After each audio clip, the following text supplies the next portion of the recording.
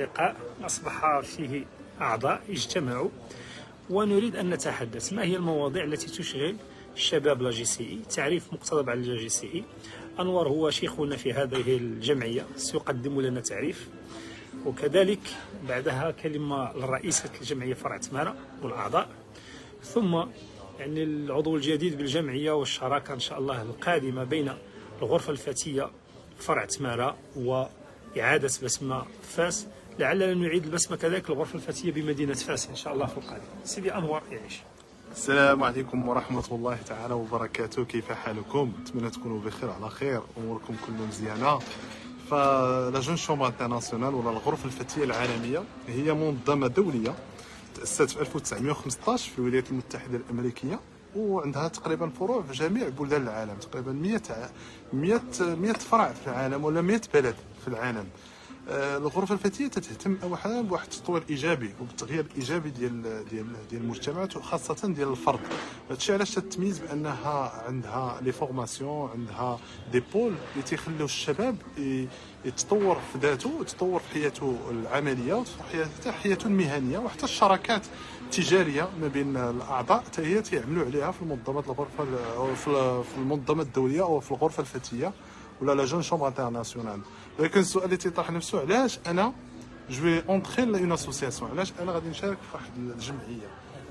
هذا موضوع مهم اللي تهتم به الشباب المغربي زعما، وانا تنحطو في الخانه ديال الذكاء الاجتماعي.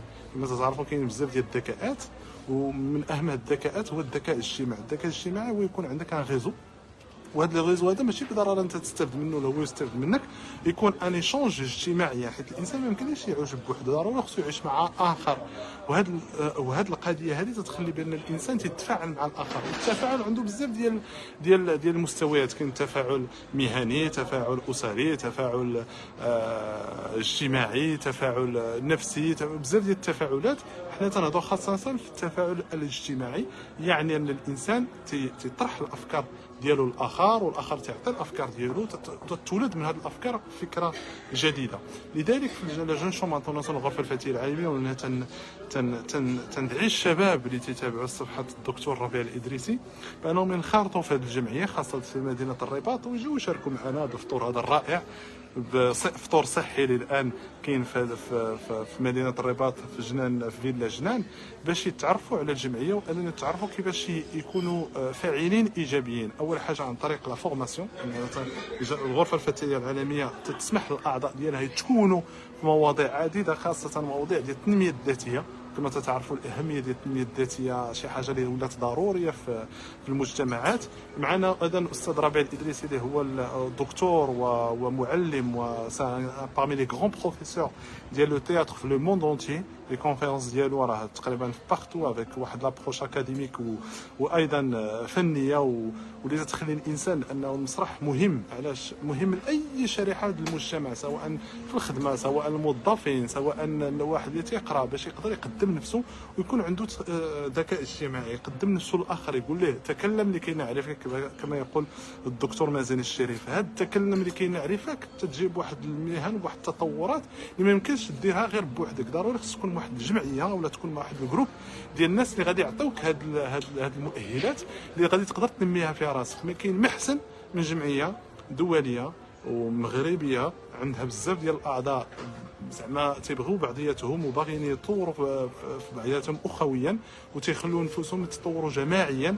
وهذه القضيه هذه علاش تنقول لكم مرحبا بكم، اجوا الجمعيات الغرفه الفتيه العالميه فرع تماره، وايضا في جميع فروع المغرب بيان سور اللي كاين في مدينه مكناس. راه كاين فرع مع مكناس، مدينه الرباط ولا مدينه الدار البيضاء، مراكش، طنجه، وفي جميع المدن، ايضا في بلدان اخرى باذن الله. ولكن ها انتم ما كاين من احسن من لاكسيون. بوتيتر حتى تسمعوا هذا اللايف هذا وغادي تسمعوا لايفات اخرين ديال الاستاذ ربيع الادريسي، مي اهم حاجه مورا لو لايف هي لاكسيون. وانا جو سي انا كي بحالي كي بحالكم تنكون بعض المرات تنسمع دي لايف تيعجبني هذاك الشيء تنتحمس فيه، وبعض المرات ما تتكونش لاكسيون. باش تكون لاكسيون ماشي بالضروره تكون اون اكسيون كبيره اللي غادي تقدر تكون عليها اون ريسبونسابيلتي، لا، تقول مثلا انا بغيت اجي، علاش لا نتلاقى مع الاستاذ ربيع ونتلاقى مع الاستاذه عزيزه زهير اللي هي رئيسه الغرفه، ولا الاستاذ يونس ولا استاذه بسمه، اجي نتعرف على شنو هذا الشيء. يكون لقاء عفوي اخوي سواء انا ا ديستونس، هذه تتسمى اون اكسيون. ولا اون اكسيون هي مثلا نمشي نشوف لو سيت ديال الغرفه الفتيه العالميه نتعرف عليها اكثر.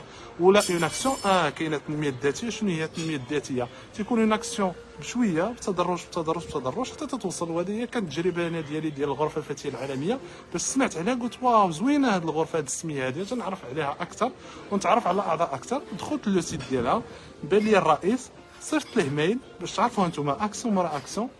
صيفط له ميل عفوي قلت له راه بغيت نتعرف على الغرفه الفتيه العالميه. قال لي مرحبا.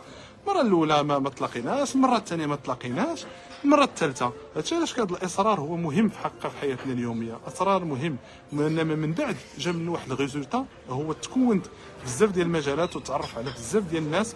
وتعرفت ايضا حتى كانوا دي زيشونج اونتربرونيال اللي خلاو الانسان وخلاوني ايضا نكون الحمد لله اليوم سيناتور في الغرفه الفتيه العالميه. سيناتور معناتها هو عضو مدى الحياه، لان العضويه في الغرفه الفتيه العالميه بين 18 و 40 عام.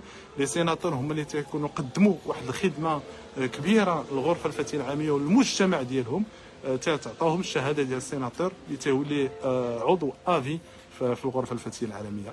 بارك الله فيكم وشكرا جزيلا والى اللقاء ان شاء الله. شكرا جزيلا للسيناتور انور يعيش الممثل والمهندس، حياك الله وبياك. المعلومات كانت قيمه. وانور يعيش يعني من بعد ما التحق بالغرفه الفتيه العالميه وحضر فيها مجموعه دورات تكوينيه واشاد باهميتها والضروره ديالها للشباب عندنا في المملكه المغربيه الشريفه. يعني بعدها كان يطلب مني ان احضر لأكثر الدورات خصوصا في المسرح. يعني فولدت اول دوره تكوينيه تياتر دايز ايام المسرحيه. هي الايام المسرحيه يعني. وانطلقنا وبعد ذلك التحقت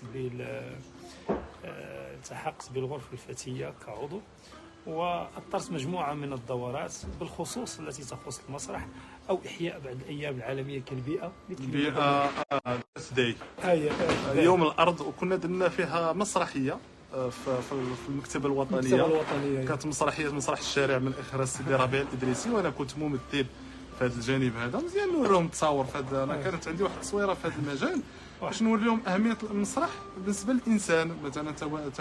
مثلا واخا يكون موظف ولا واخا يكون طالب ولا واخا يكون اي حاجه، تيكون المسرح عنده واحد الاهميه كبيره.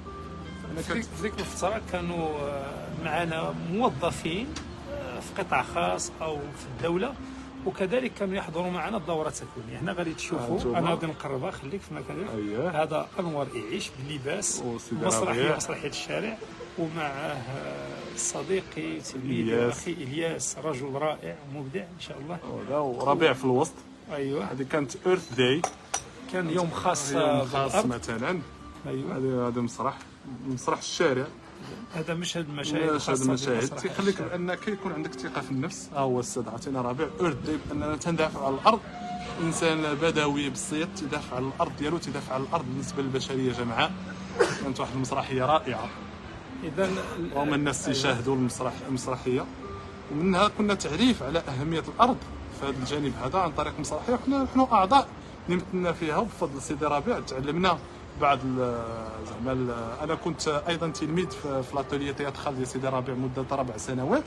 مي في الغرفه الفتيه العالميه فهموا شنو هو المسرح والاهميه ديال المسرح، وسورتو اهميه ديال لا بريز دو بارول دون فاسون ارتستيك.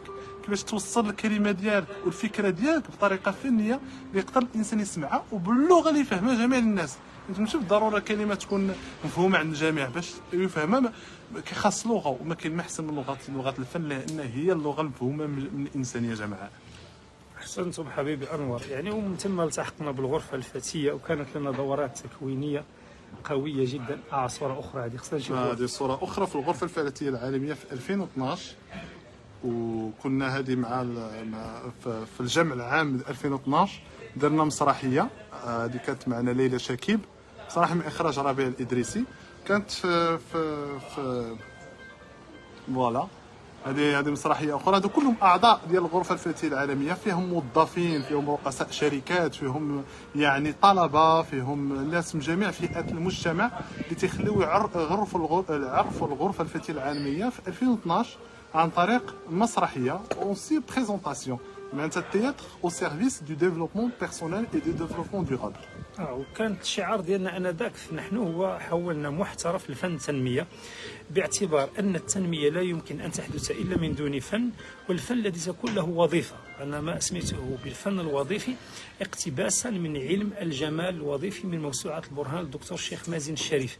يعني وفي هذا يعني تشعر كيف تقوم بادماج العلوم بعضها ببعض ويصبح لك فن خادم، يحبب إليك العلم، يحبب إليك العمل، يعزز روح الهوية والانتماء للأوطان وخدمة البلد، يعني والافتخار بأي منصب تكون فيه وأنت في العمل. إذن فالإنسان عندما يتعلم مسرح جاد واعي فإنه يخرج من دائرة الضيق والنقد والانتقاد اللاذع بدون عمل إلى دائرة الفعل والمشاركة والمساهمة، بل والإبداع والابتكار الذي يتغنى به الآن حتى الذين لا يعلمون ماهية الإبداع والابتكار. الآن يعني في الغرفة الفتية هي مكان خصب لتطوير الذات، تطوير المهارات، يعني للوصول إلى مستويات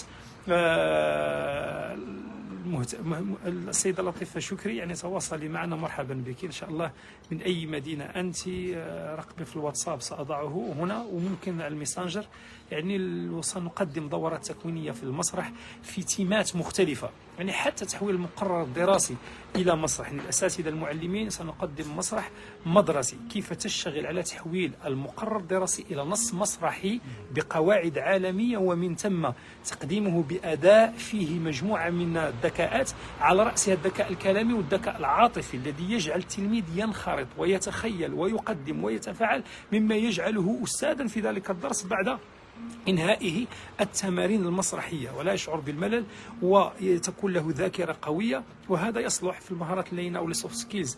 يعني في هذا الاتجاه سيكون لنا مشروع خاص ولقاء خاص حول أهمية المسرح في المجال الدراسي، كذلك المسرح والرياضة. المسرح هو جميع المهن. الآن نتحدث عن مسرحيات تخص قطاع الصحة